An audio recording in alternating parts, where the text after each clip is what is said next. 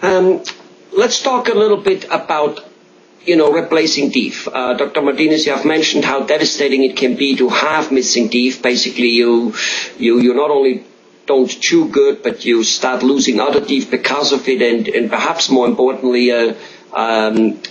your mouth might get out of alignment, and you might get headaches, back pains, all kinds of things. Either way, and you probably, I assume, perhaps also look a little bit more ugly and crooked, because the whole thing gets shifted, right? Exactly. We tend to compensate. So right. That's very, very common.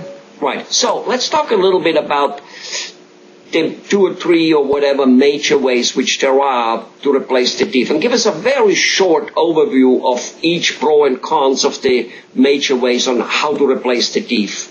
Will you? Sure, I will let you know. The best way to replace teeth in this day and age would be considered implants. Implants is it's a titanium screw that's actually implanted into the jaw, and on top of that we put a post and a crown. And it is probably the state of the art. It's the standard of care. Consider the standard of care, and we have to let people know. I like the implant itself because you don't have to touch any of the teeth next to it. Traditionally, the second other option to do to replace missing teeth, are with bridges. And bridges, for whatever they are, they've been great tools to replace teeth since I've been a dentist, for sure, and even longer. But one of the disadvantages, I guess, if you will, would be to prepare for a bridge, you have to touch the teeth on either side. Which essentially you're condemning yourself, I guess, to always having a bridge in your mouth. If this bridge fails, the next time you have it replaced, you can only get it replaced with a bridge. So you're actually locking yourself into always having a bridge.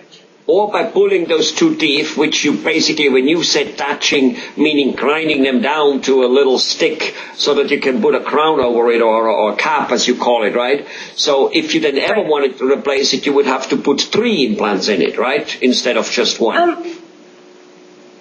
If you ever needed to replace the whole, let's say we're talking about a 3-unit bridge. Mm-hmm. The conventional 3-unit porcelain bridge that attaches to one tooth, then you have the missing tooth, and then it attaches to the other tooth.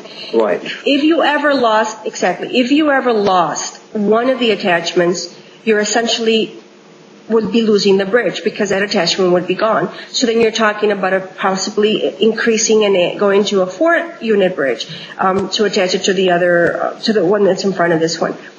So if you can see what I'm talking about, if you can visualize it, I'm a very visual person, and I'm sorry I can't draw a diagram here, but if you see what I'm talking about, is you're already kind of you're saying, you're hoping that this bridge lasts, and it's, we do very good work, and we can say that it could last you 8 to 10 years, but you're already attaching yourself to another bridge if this one fails, or the porcelain doesn't look good, or the gums start receding and you need a bridge. Right. Now, the advantages of the implants are that they're separate entities. There are separate entities. If the implant would fail itself, it's only one entity that fails, not a whole 3-unit bridge. But again, and by apparently proven track record over the last close to 20 years or something like that, an implant fails a lot less than a bridge. Is that true? Correct. Because you're asking a lot more of your own body to retain an implant, where with a bridge you're asking a lot of your technician that's doing it, your dentist that's doing it, to make sure that you are provided with a very good sealed bridge. And then also home care. That's probably 75% of maintaining a bridge is how your home care.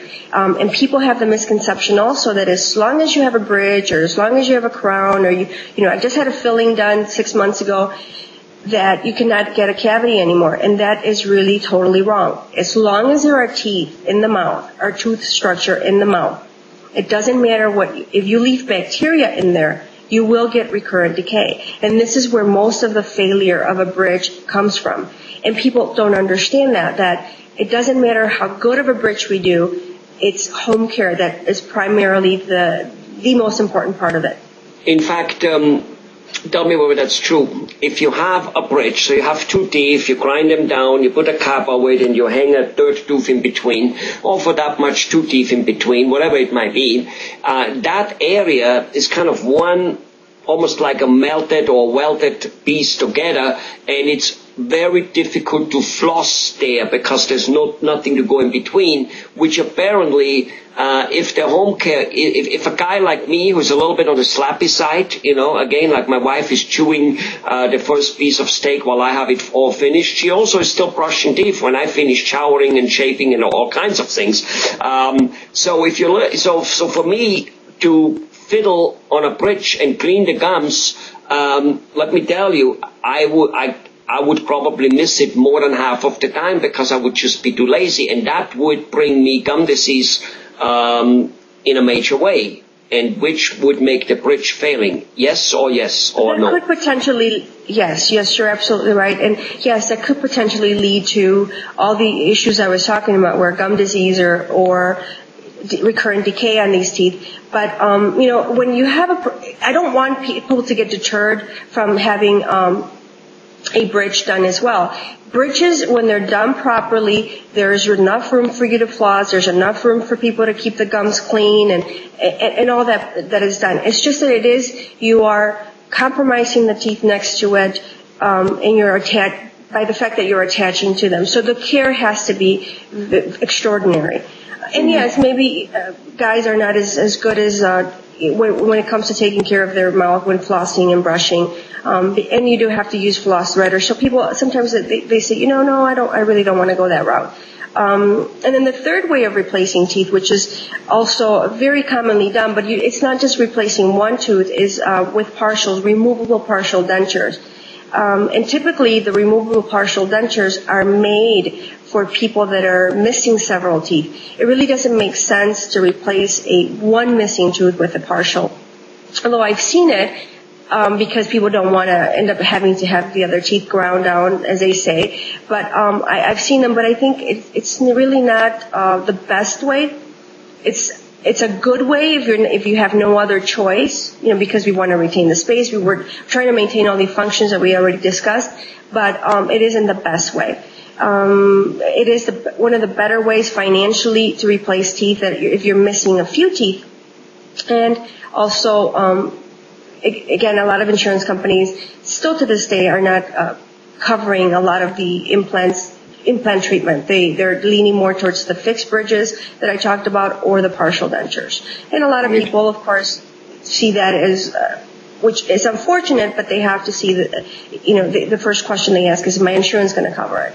And they pretty much determine what treatment they're going to get based on what the insurance is going to cover. Sure, I got it. Well, that gives us a very good overview. So we have the high and latest technology, which is already 10, 20 years old also, which is implants.